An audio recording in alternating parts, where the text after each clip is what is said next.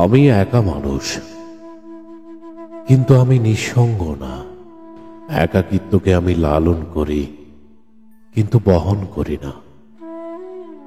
এই যে আমি পাহাড় আর নদীর কাছে যাই একাকী,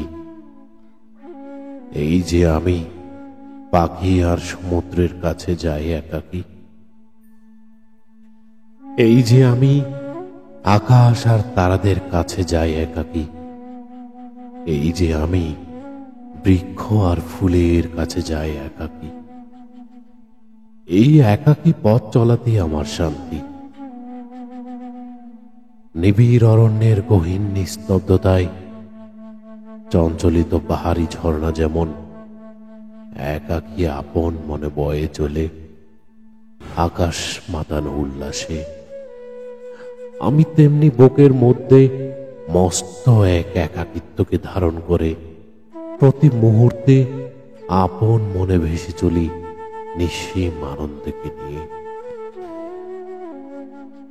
একাকিত্ব আমাকে কখনো কাবু করে না, বরং আমি যখন একা থাকি না তখনই অধীর হয়ে পড়ি, অস্থির হই, দুঃসহ লাগে। মানুষকে আমি ভালোবাসি, কিন্তু মানুষের সান্নিধ্যে আমি বেশিক্ষণ থাকতে পারি না। মানুষের কোলাহল থেকে সরে গিয়ে আমি আবার ফিরে আসি আমার নিজের জগতে। এই পৃথিবীতে প্রতিনিয়ত অগণিত মানুষ যেখানে একাকিত্বে ভুগছে, সেখানে কিছু বিরল স্বভাবের মানুষ একাকিত্বকে নিঃসীম আনন্দের সাথে নিবিড়ভাবে ভালোবাসছে। আমি সেই বিরল স্বভাবের মানুষদের মধ্যে একজন। একাকিত্বকে উপভোগ করা সহজ কিছু নয়। মনের গহীনে অন্য এক মানুষ সৃষ্টি করে নিতে হয়, যার সৌভাগ্য অনেকেরই হয় না। আমি যখন একা থাকি তখন আমি আসলে একা থাকি না। আমার ভেতরে সদা জাগ্রত অন্য এক রহস্যময় নিবিড় মানুষ লুকিয়ে থাকে।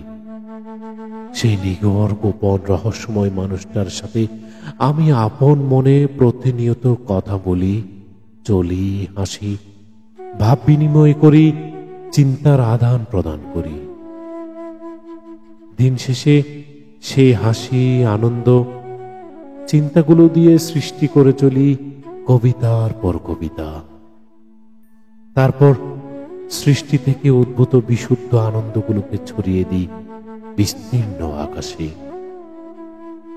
এইভাবে কখন যে বিস্তর বিস্তর সময় পার হয়ে যায় তা আমি জানি না।